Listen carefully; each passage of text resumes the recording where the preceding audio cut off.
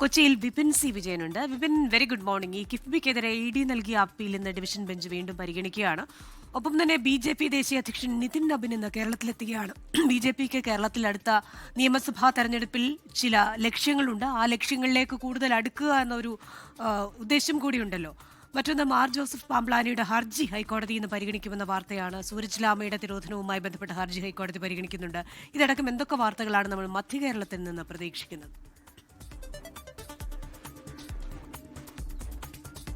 Christina, ഒരു പിടി വലിയ വാർത്തകൾ തന്നെ ഇന്ന് മധ്യ കേരളത്തിൽ നിന്ന് പുറത്തു വരാനുണ്ട് എന്നുള്ളതാണ്. അതിൽ ഏറ്റവും എടുത്തു പറയേണ്ടത് നിയമസഭാ തെരഞ്ഞെടുപ്പ് വരികയാണ്. ഒപ്പം തന്നെ ബജറ്റുമായി ബന്ധപ്പെട്ടിട്ടുള്ള വിവാദങ്ങളൊക്കെ നിലനിൽക്കുന്നതിനിടെയാണ് ബി.ജെ.പിയുടെ ദേശീയ അധ്യക്ഷനായിട്ടുള്ള നിതിൻ നബിൻ കേരളത്തിലേക്ക് എത്തുന്നത്. ഇന്ന് 1:45 നെടുമ്പാശ്ശേരിയിൽ അദ്ദേഹം ഇറങ്ങിയതിനു ശേഷം ആദ്യം ബി.ജെ.പിയുടെ കോർ കമ്മിറ്റി യോഗത്തിൽ പങ്കെടുക്കുന്നു. അതിനുശേഷം ആലപ്പുഴയിലും എറണാകുളത്തുമുള്ള ബൂത്ത് പ്രസിഡന്റുമാരുടെ യോഗം, അത് അങ്കമാലിയിലാണ് വിളിച്ചിരിക്കുന്നത്. ആ യോഗത്തെ അദ്ദേഹം അഭിസംബോധന ചെയ്യും. അതിനുശേഷം ബി.ജെ.പിയുടെ സംസ്ഥാന ഭാരവാഹികളുമായിട്ടുള്ള കൂടിക്കാഴ്ച, ഇത്തരത്തിൽ നിരവധി പരിപാടികൾ അദ്ദേഹം ഇന്ന് മാത്രമുണ്ട്.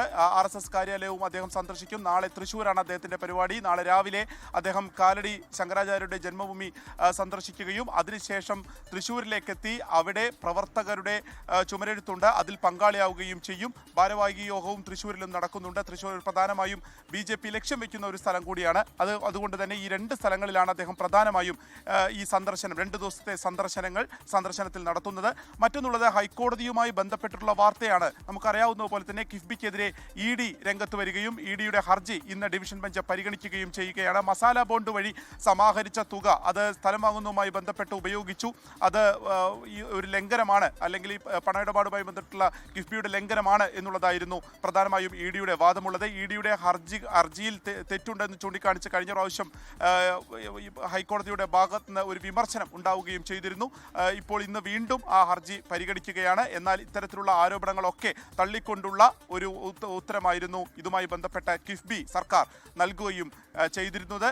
ഇന്ന് സൂരജ് ലാമയുടെ തിരോധനവുമായി ബന്ധപ്പെട്ടും വളരെ പ്രധാനപ്പെട്ട ഒരു ഹർജി ഹൈക്കോടതി വീണ്ടും അത് പരിഗണിക്കുകയാണ്. അതിലെടുത്തു പറയേണ്ടത്, അദ്ദേഹത്തിൻ്റെ DNA പരിശോധനാ ഫലം ഇപ്പോഴും വന്നിട്ടില്ല. കളമശ്ശേരിയിലായിരുന്നു അദ്ദേഹത്തിൻ്റെ മൃതദേഹം കണ്ടെത്തിയത്. അതിനുശേഷം അത് സൂരജ് ലാമ തന്നെയാണോ എന്ന് ഉറപ്പിക്കുന്നതിന് വേണ്ടിയിട്ടാണ് DNA പരിശോധനാ ഫലം തിരുവനന്തപുരത്തേക്ക് അയച്ചത്. അവിടെ നിന്ന് ഉത്തരം ലഭിക്കാത്തതിനെ തുടർന്നാണ് ഹൈദരാബാദ് ലാബിലേക്ക് അയച്ചത്. ഈ ഒരു പരിശോധനാ ഫലം വൈകുന്നതുമായി ബന്ധപ്പെട്ട് കോടതിയുടെ ഭാഗത്ത് വിമർശനം ഉണ്ടാവുന്നു. അപ്പോൾ ഇന്ന് തീർച്ചയായും അതിൻ്റെ തുടർചലനങ്ങൾ ഹൈക്കോടതിയിൽ നിന്ന് പ്രതീക്ഷിക്കാം. മാർ ജോസഫ് പാംപ്ലാനി ഇന്ന് കുർബാനയുമായി, ഏകീകൃത കുർബാനയുമായി ബന്ധപ്പെട്ട് അദ്ദേഹം ഈ അങ്കമാലി അതിരൂപതയിൽ പോലീസിന്റെ സംരക്ഷണം വേണമെന്നാവശ്യപ്പെട്ടുള്ള ഹർജി കൂടി ഇന്ന് ഹൈക്കോടതിക്ക് മുൻപാകെ എത്തുകയാണ്.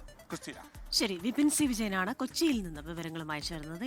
ലോകത്തെവിടെയായാലും ഏത് സമയത്തും 24 വാർത്തകളും ഓഗ്മെന്റഡ് റിയാലിറ്റി പാക്കേജുകളും എക്സ്പ്ലെയിനറുകളും വിശദമായി കാണാൻ ഞങ്ങളുടെ യൂട്യൂബ് ചാനൽ നിങ്ങൾക്ക് സബ്സ്ക്രൈബ് ചെയ്യാം.